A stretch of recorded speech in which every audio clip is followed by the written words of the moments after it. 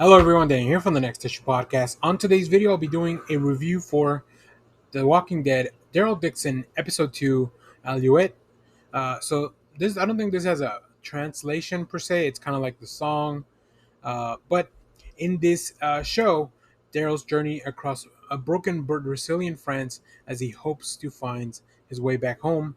Specifically in this episode, Daryl, Isabel, Laurent, and Sylvie face trouble on the road.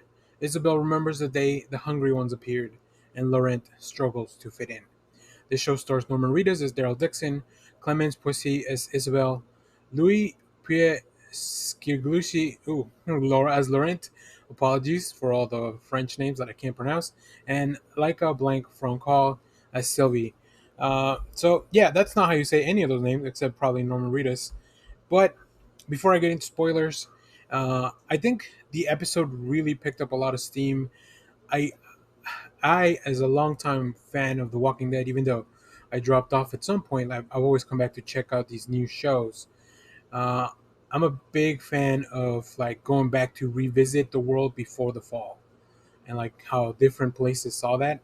I think my favorite thing about this show so far is that we are in a completely different, like, France is completely different than anything we've ever seen in The Walking Dead, specifically in the continental US. Like, the country is so different. The countryside is so different. Like, I feel like rural US has already kind of like overstayed its welcome, but rural France is full of like all kinds of weird shits, like castles and like little villages and stuff like that, or at least the show makes it seem this way.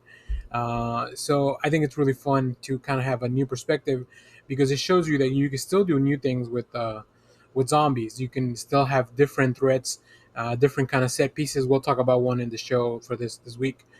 So yeah, I'm enjoying the show. I think Norman Reedus is still so charismatic that he can definitely carry a show on his own. Um, you know, so I'm very excited to see. I also think like he's a fan favorite character. So like it was going to be very tough for audiences not to get on board. Um, so, spoilers going on after this point. I'm gonna get through the events of the episode and then talk a little bit about what I thought of each one of those things. Uh, One of the coolest things is that we get to see a flashback to Isabel's life before the fall of everything.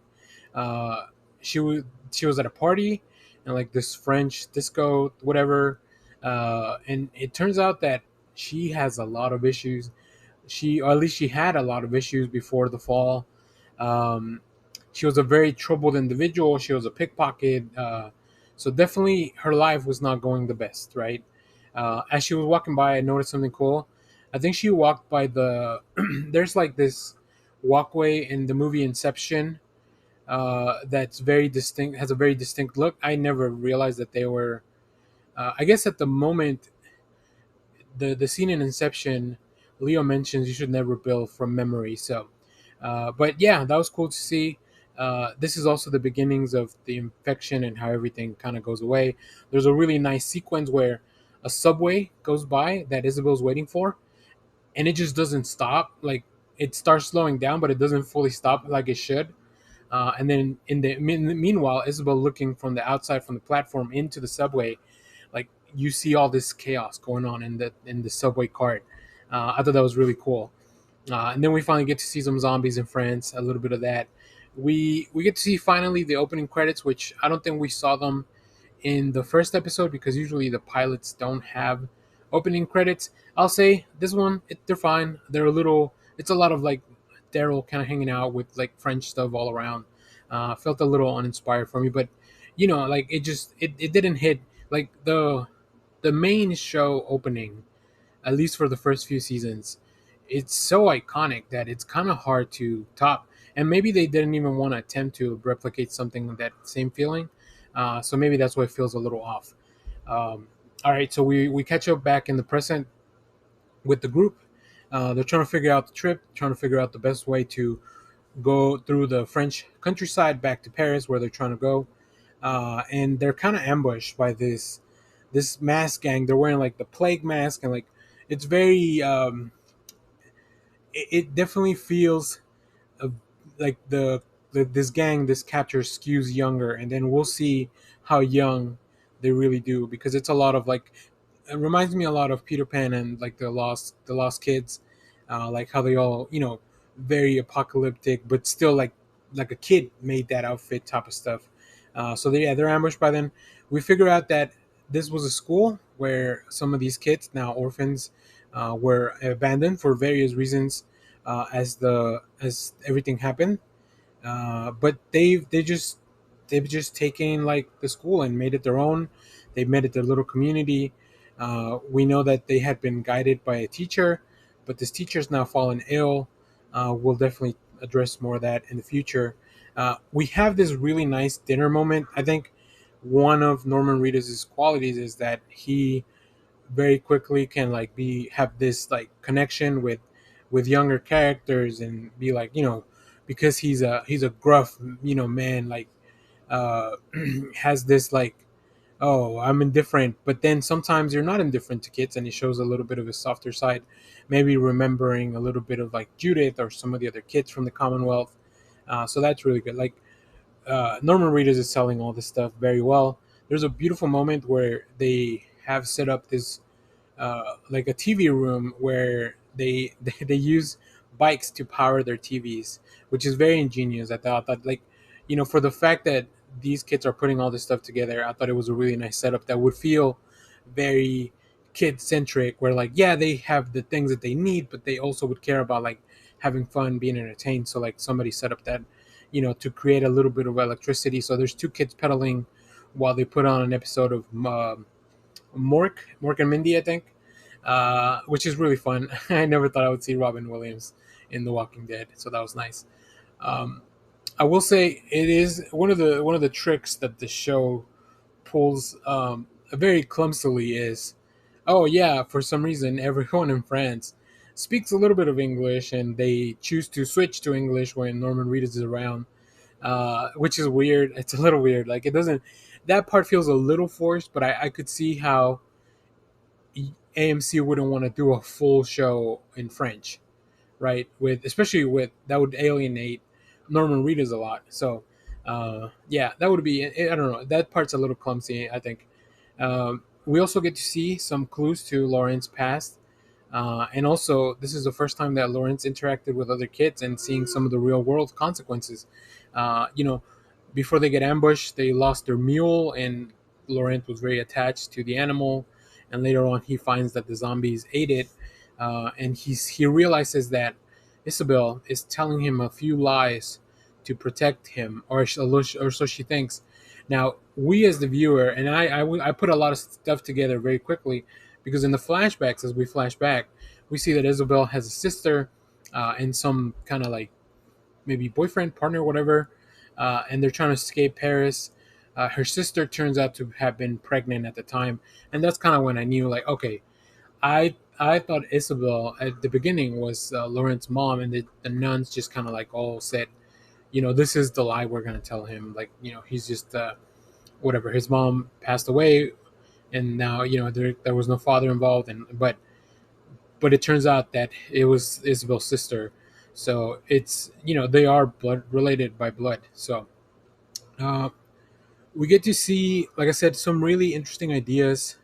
Daryl and Lou, who is the leader of the kids at the school, they set off to find supplies and some medicine to try to maybe cure the teacher. And Daryl needs a horse to pull their cart since the mule was lost. And we get to see a cool instance of, like, I guess there's just kind of like castles and stuff like that with moats around in the French countryside. So we see a moat full of zombies, which is really interesting. We definitely get some fight in there. Of course, Daryl eventually falls in there. But yeah, they rescue the kid.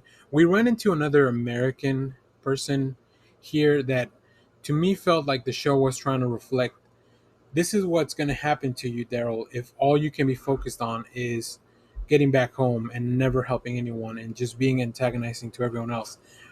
That's kind of what it felt like to me. Of course, this dude died in a very gruesome death, hung by zombies. The effects in the show, I think, one thing that will never change, as long as Greg Nicotero and the team are behind all the stuff there, those are always going to look super rad. I think my only one complaint was a little bit of CGI but it wasn't even in this show. It was in the previous show with Maggie and Negan, where like they try to make like they went to New York and there was a lot of roaches in this trash pea heap. That part didn't look, but anything that's practical, this team has it nailed down. Let's see. So Daryl finds Hedgehog, and then of course is shot at. That's kind of where the American comes in. Uh, Another thing that we get to do in France is that Daryl has now medieval weapons from the convent. So he starts swinging around a mace. He starts using a ball with spikes on it, like like so interesting stuff that you would never have in America. I mean, I guess you could, but it feels more natural here because the nuns had all those things in the convent. So yeah, eventually they get back. The teacher passes away. Unfortunately, Daryl comes clean about just using them for the horse, and I think the kids, I think everyone, including Laurent, is learning a valuable lesson here. So it'll be interesting how that moves forward. Um, we also get to see them take off. We catch up a little bit with the leader of the militant group that's chasing them. He goes back to the convent, and of course, he figures out where they're going because the nuns left the map open of where they're going. So yeah, I think the show's a little clumsy sometimes. I think it makes things a little bit too easy or convenient, and then also at the same time, it makes things seem more convoluted for no reason. So it's trying to find the balance there. But I think the show succeeds to me because of Norman Reedus' charisma, this new setting, and then of course the tried and true effects of the zombies in The Walking Dead, and then the exploration of other parts of the world and the fall how the fall affected them and how everything happened over there. I think for the next episode, we're finally going to get to see a larger group of people. Um, I hope that we keep flashing back to some of these characters, and it's a good tool to make sure that you don't need Norman Reedus for like every single scene when you flash back to figure out like the background, the backstory of other characters, because of course he wouldn't have been around. So yeah, interesting stuff. Let me know what you thought about this episode down in the comments. As always, thank you for watching, everyone. Remember to share, like, subscribe, hit the bell so you know when we go live. That is most Saturdays, 10 a.m. Central Standard Time. Stay tuned. We have more comic reviews, trailer reactions, TV recaps, all that fun stuff here in the channel. Thanks for watching, everyone. Bye bye.